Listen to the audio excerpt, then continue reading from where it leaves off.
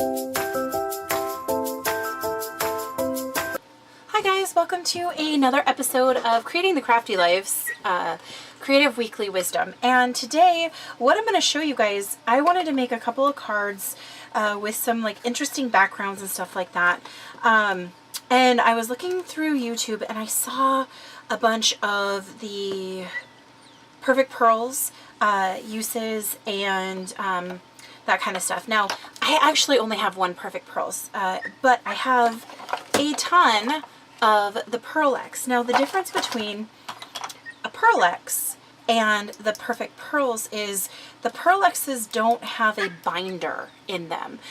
So you have to use a binder like a gum Arabic or I'm trying to think of the other word, in order to actually set it. So once you use the Perfect Pearls, you would you use like a Versamark, and then you use the Perfect Pearls, and then you just lightly spray it with water, and once you do that, it actually sets it. The Pearl X is a little bit different because it doesn't have that binder in it. So you need to either add the binder or think of another way to seal it. Now, I've seen some pretty interesting ways to seal it. Excuse me, and I decided, I go, well, what about putting embossing over it? And so I kind of came up with a technique that if you look, it's kind of hard to see in the camera. Let me see if I can, oh geez, okay. You can kind of see how it almost looks a little like foiling, but you get a little bit of the raised. Okay, I was kind of doing it right there. Let me see if I turn off that light, if it's better. Nope, not any better. So, Lord, I'm getting a lot of stuff falling. So anyway, I really like the way that this background came out, and so I'm going to show you guys how I created it. Now, you can do this many different ways, but this is the way that I decided that I was going to do it. I'm going to crop it. So I'm not really too concerned about the location of where I'm stamping it. I just need to make sure that I stamp it in the same spot twice. So let's go ahead and zoom on in just a little bit so you guys can get a better view. And actually, maybe now you guys can kind of see that.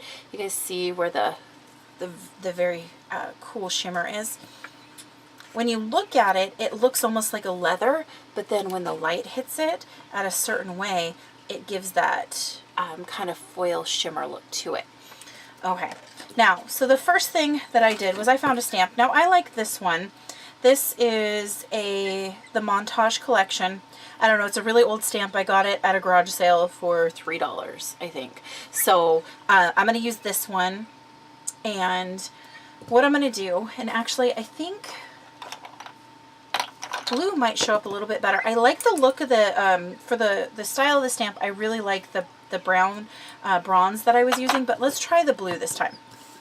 Okay, so first things first, I need to make sure, I'm going to use my Stamp-A-Majig, and what I did was I just put my Stamp-A-Majig on here, and then I grabbed, and like I said, I'm going to crop this, so I'm not too concerned about where it actually is, but I just kind of outlined the bottom and then the top piece so I can always put it back in the same spot or very close to the same spot. I know it's not going to be exact because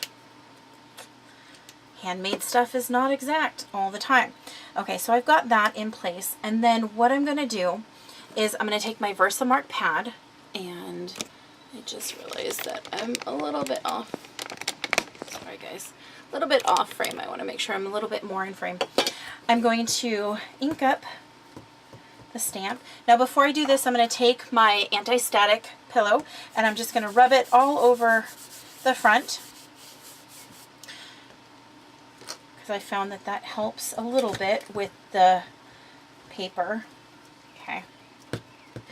And I just remembered, this stamp is kind of hard to stamp, so I'm going to put down this little piece of packaging. I'm going to put a little ATG on the back. There we go. I'm just going to set it down and I can put this right back in place.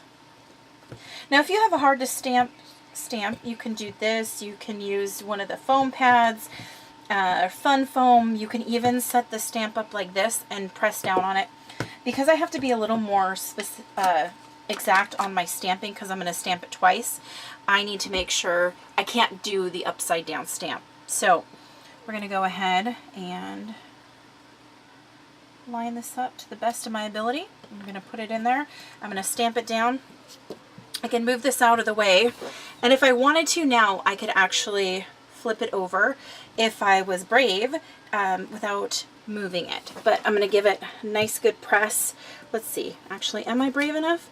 I think I am brave enough. So I'm going to turn it over and I'm going to give it, hopefully I'm not moving it, but I'm going to give it a nice good press all the way around. Okay. All right. So there we go. All right. I've done a pretty good job. I moved it a little bit, but not the end of the world. You just want to be a little more careful than I am. You can kind of see how it's shiny there. All right. So now we're going to take the Pearl X, and this is a super bright blue, and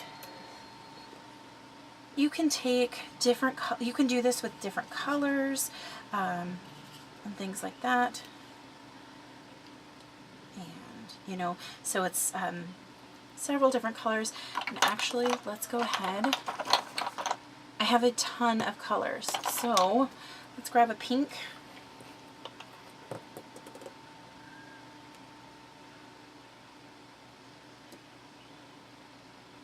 Do some damage with the pink.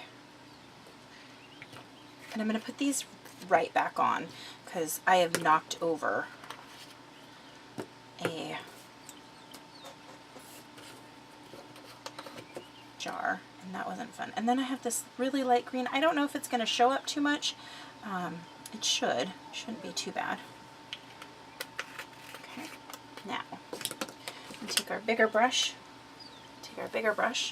and that actually looks really cool. It looks kind of like a starburst.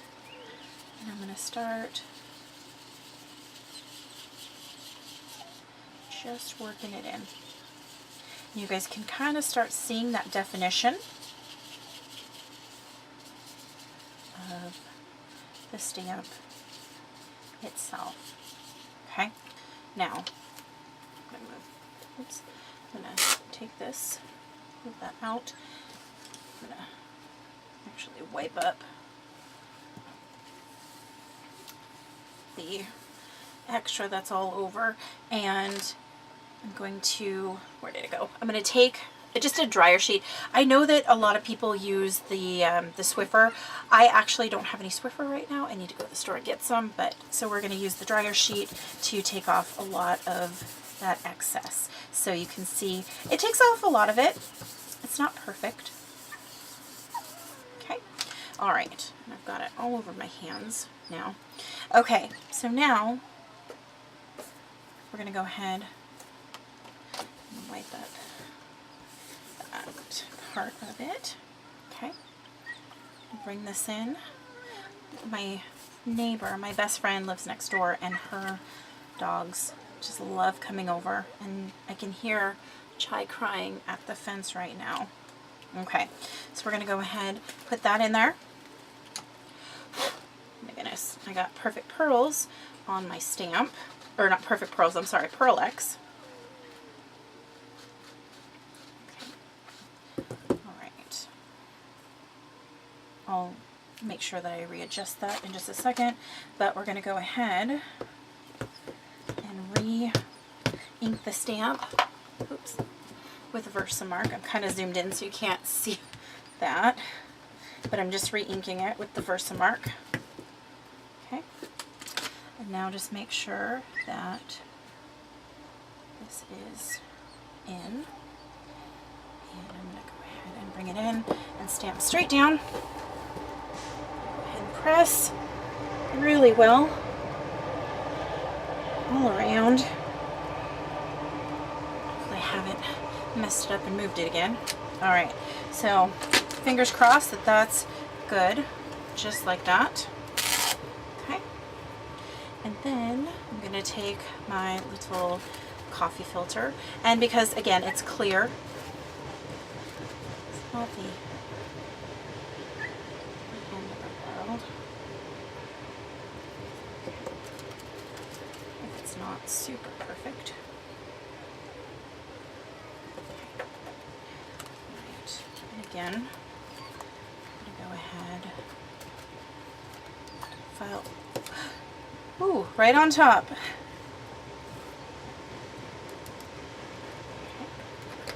And I probably should have used my anti-static tool again in between those two steps, but I didn't. That can definitely help with it. Okay, so make sure that it's nice and hot, and then we're just going to start heating it so it melts. And see the magic. And heat it from the top and heat it from the back to keep it from warping. I find if it does warp, I just send it through my Big Shot, and it definitely helps get rid of some of that warping. This is definitely a more subtle look with the different colors. The colors under the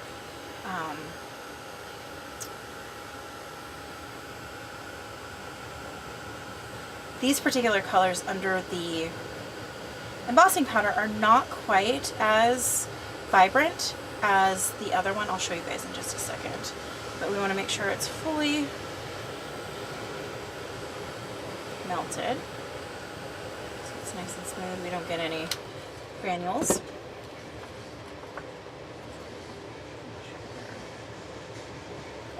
Okay, so you guys can kind of see, you can see the shine, but you can also see